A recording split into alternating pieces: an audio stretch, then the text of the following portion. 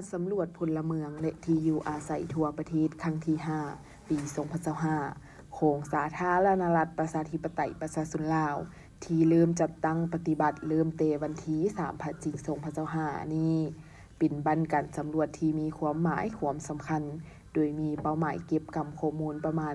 1.4 ล้านครัวเรือนใน 18 เขตทั่วประเทศ เพื่อดำเนินการเก็บกำข้อมูลพลเมืองในขอบเขตทั่วประเทศสิ้นคุณลักษณะของพลเมือง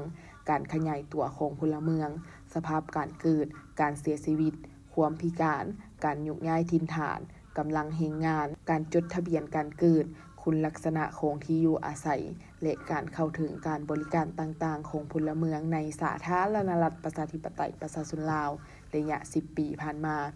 เพื่อสร้างเป็นระบบข้อมูลข่าวสาร แสดงการเปลี่ยนแปลงด้านประชากร ติดพันกับนโยบายและยุทธศาสตร์เป็นต้นเมน ยุทธศาสตร์โภชนาการแห่งชาติ นโยบายแห่งชาติด้านประชากร นโยบายทางด้านสังคมสิ้น การศึกษา สาธารณสุข ความทุกข์ยาก ความเสมอภาพของบทบาทหญิงชาย และการจัดตั้งด้านการบริการสาธารณะ เพื่อตอบสนองข้อมูลที่ถูกต้องชัดเจนและกว้างขวางลึกซึ้งให้แก่การติดตาม และประเมินการจัดตั้งปฏิบัติแผนพัฒนาเศรษฐกิจสังคมแห่งชาติ 5 ปี ครั้งที่ 9 และการสร้างแผนพัฒนาเศรษฐกิจสังคมแห่งชาติ 5 ปี ครั้งที่ 10 พร้อมนี้ก็จะเป็นบนอิงที่หนักแน่นและน่าเชื่อถือในการสร้างนโยบายเสริมการพัฒนาแบบยืนยง